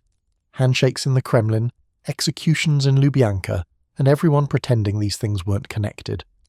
The real test came in 1989, when the Soviet Empire in Eastern Europe began to collapse. Poland held free elections. Hungary opened its border with Austria. And then, in the autumn, the pressure turned to East Germany, the most loyal Soviet satellite, the front line of the Cold War, the place where the wall had stood for 28 years as the most visible symbol of a divided world. Western intelligence had sources inside the East German system who reported that things were falling apart. The regime was losing control, protests were growing, the economy was collapsing. But the crucial question was what Moscow would do. In 1956, Soviet tanks had crushed the Hungarian uprising. In 1968, they'd invaded Czechoslovakia. Would Gorbachev follow the same playbook, or would he let the dominoes fall? The answer came in October 1989, when Gorbachev visited East Berlin for the 40th anniversary of the East German state. He delivered a message that intelligence services on both sides understood immediately. The Soviet Union would not use force to prop up the regime. The Brezhnev Doctrine, the principle that the Soviets would intervene to prevent any communist country from leaving the fold, was dead. East Germany was on its own. What happened next was one of those moments when history accelerates beyond anyone's ability to control it. On November 9th, 1989, an East German spokesman gave a confused press conference announcing new travel regulations. When asked when the new rules would take effect, he shuffled through his papers and said, "Immediately, without delay." He had apparently misunderstood his briefing. The regulations weren't supposed to take effect until the next day, and there were. Supposed to be procedures? But his words were broadcast live, and within hours, thousands of East Berliners were at the checkpoints demanding to cross. The border guards, with no clear orders and no backup plan, eventually did what crowds of determined people usually make you do. They stepped aside. The wall that had divided Berlin for nearly 3 decades, that had killed hundreds of people who tried to cross it, that had become the defining symbol of the Cold War, that wall was suddenly, shockingly, irrelevant. People streamed through the checkpoints, strangers embraced, champagne was popped, and in scenes that still seem almost too cinematic to be real, ordinary Berliners climbed onto the wall and began hacking at it with hammers and picks. Western intelligence watched all of this with a mixture of triumph and anxiety. Triumph because this was, in some sense, what they'd been working toward for 40 years, the collapse of Soviet power in Europe. Anxiety because rapid change is always dangerous, and nobody knew how this would end. Would the Soviets reverse course? Would hardliners in East Germany attempt to crack down? Would the whole thing spiral into chaos and violence? The answer, miraculously, was no. The transition was remarkably peaceful. German reunification proceeded through negotiation rather than conflict. The Soviet troops that had been stationed in East Germany since 1945 went home. The intelligence infrastructure that both sides had built over decades was dismantled, though not before both sides scrambled to secure documents, recruit defectors, and extract whatever value they could from the collapsing system. For the military liaison missions, the end came suddenly. These officers who had spent years driving through East Germany, photographing Soviet equipment, playing cat and mouse with surveillance teams, they found themselves without a mission almost overnight. The agreements that had governed their activities since 1944 were rendered obsolete by German reunification. The Cold War's strangest intelligence arrangement simply ceased to exist. Its participants scattered back to regular duties with nothing but memories and classified reports to show for their unique experience. The Stasi, that monument to surveillance paranoia, collapsed along with the state it had served. Officers began destroying files, shredding documents, trying to erase evidence of what they had done. But there was too much to destroy. 6 million files, an entire society's worth of secrets. Citizens broke into Stasi headquarters and stopped the destruction, preserving an archive that would eventually reveal the full scope of East German surveillance. The files became both a historical resource and a source of personal anguish, as people discovered who had informed on them and who had been watching their lives. The Western intelligence agencies that had opposed the Stasi rushed to exploit the chaos. Former East German officers were recruited. Documents were secured. The KGB worked frantically to protect its own assets and destroy evidence of its activities. It was an intelligence gold rush, with everyone grabbing what they could before the old order completely disappeared. Some of what was learned during this period remains classified today, secrets that outlived the conflict that created them. And so we come to the end of our story, or at least to the end of this particular chapter. The Cold War officially ended in 1991 when the Soviet Union itself dissolved, but the Shadow War had already been winding down for years by then. The agencies remained, the techniques survived, the lessons learned continued to shape how nations spy on each other. The infrastructure of the Cold War didn't disappear, it evolved. What's remarkable, looking back, is how quickly former enemies found common ground. The fierce ideological battle that had defined half a century gave way to something more complicated, not quite friendship, but not enmity either. Former adversaries discovered they had more in common with each other than with the civilians who had never understood their strange profession. The Brotherhood of Spies, it turned out, crossed even the deepest ideological divides. Some of these connections were formalized. Intelligence agencies that had spent decades trying to destroy each other began cooperating against new threats: terrorism, organized crime, nuclear proliferation. CIA officers found themselves working alongside former KGB counterparts, sharing information and techniques that would have been unthinkable just years earlier. The enemy of my enemy, as it turns out, makes a decent colleague once you get past the awkwardness of having tried to recruit each other's sources for 40 years. But some connections were personal, even touching. Veterans of the military liaison missions began meeting at reunions, swapping stories about the car chases and close calls that had defined their careers. American officers who had spent years being followed by Soviet surveillance teams found themselves having drinks with the very people who had followed them. The game was over, and the players could finally talk about it openly. One story captures this transformation perfectly. An American mission officer who had served in Germany during the most intense years of the Cold War learned that a Soviet counterpart he had encountered was now elderly and in poor health, unable to afford a wheelchair. This American, a man who had spent his career photographing Soviet military equipment and evading Soviet security, organized a fundraising campaign among his fellow veterans. Together, former adversaries raised money to help someone who had once been their enemy. The wheelchair was delivered, the circle was closed. These gestures of reconciliation might seem small against the backdrop of nuclear arsenals and ideological warfare, but they represent something important about human nature. The Cold War was fought by real people who, when the fighting stopped, were able to see each other as something other than enemies. The shadow warriors on both sides had more in common with each other than with the politicians who directed them, or the civilians who feared them. They understood, in ways that outsiders never quite could, what it meant to live in that world of secrets and shadows. The legacy of Cold War espionage extends far beyond personal reconciliation, of course. The technologies developed during those decades, satellite surveillance, signals intelligence, computer-based cryptography, became the foundation of modern intelligence gathering. The techniques refined in Berlin and Moscow and Washington are still used today, adapted for new targets but fundamentally unchanged. If you want to understand how contemporary intelligence agencies operate, you need to understand the Cold War, because that's where the playbook was written. The lessons learned were institutional as well as technical. Both the CIA and its successors learned hard lessons about the dangers of moles, about the importance of counterintelligence, about the ways that organizational culture can blind you to threats hiding in plain sight. The Ames and Hansen cases led to reforms that reshaped how American intelligence agencies handle security. The disasters of the Cold War, as much as the successes, informed how the business would be conducted going forward.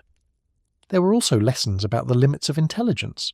For all the billions spent, for all the agents recruited and technologies developed, neither side ever really understood the other.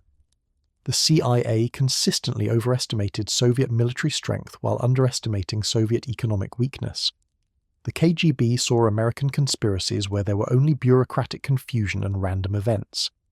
Both sides made decisions based on intelligence that was often wrong, incomplete, or misinterpreted. The shadow war was fought in a fog, and even the best spies couldn't entirely dispel it. Perhaps the most important lesson was about the value of information itself. The Cold War proved that ignorance about your adversary is more dangerous than any weapon they might possess. The Cuban Missile Crisis nearly became a nuclear war partly because of intelligence failures, and was resolved partly because intelligence provided options other than blind escalation. Throughout the conflict, information gathered by spies helped leaders understand their opponent's capabilities and intentions, reducing the risk of catastrophic miscalculation. The Shadow War, for all its moral ambiguity, may have helped prevent the real war that everyone feared. Today, the veterans of that era are aging, their ranks thinning with each passing year. The young officers who photographed Soviet tanks in Germany are now in their 70s and 80s. The analysts who pored over satellite imagery are retired, their expertise preserved mainly in memoirs and oral histories. The institutional memory of the Cold War is fading, replaced by new concerns and new adversaries. But the lessons remain relevant, perhaps more than ever. The world has changed since 1991, but espionage hasn't ended. It's evolved. Nation-state intelligence agencies still recruit sources, still develop technologies, still try to steal each other's secrets. The targets have shifted: terrorism, cyber threats, rising powers, but the fundamental dynamics remain the same. The shadow front that defined the Cold War has become the shadow front of the 21st century, fought with new tools but following rules established in that long twilight struggle. And so we end where we began, in the shadows between nations where information is power and secrets are currency. The Cold War spies, the heroes and villains, the idealists and opportunists, the patriots and traitors, shaped a world we still live in today. Their stories deserve to be remembered, not just as history, but as a reminder of what humans are capable of when stakes are high and the rules are unclear. If you've made it this far, thank you for joining me on this journey through one of the strangest and most consequential conflicts in human history. The Cold War didn't end with a bang. It ended with a whimper, and then with handshakes, and eventually with former enemies helping each other in small but meaningful ways. That's not how we usually think about wars ending, but then again, this was never a usual war. It was fought in shadows, won in secrets, and remembered by those who lived it as something that can never quite be explained to those who didn't. The silent front is quiet now, but its echoes are still with us, in the agencies and technologies and techniques that define modern intelligence, and in the memories of those who served there when the world was divided and the stakes were everything. Their story is worth telling, their story is worth remembering, and maybe, just maybe, their story can teach us something about the world we're living in now, a world that sometimes feels like it's sliding back toward the tensions of that earlier era. Thanks for watching. If you learned something new today, hit that subscribe button, and until next time, stay curious.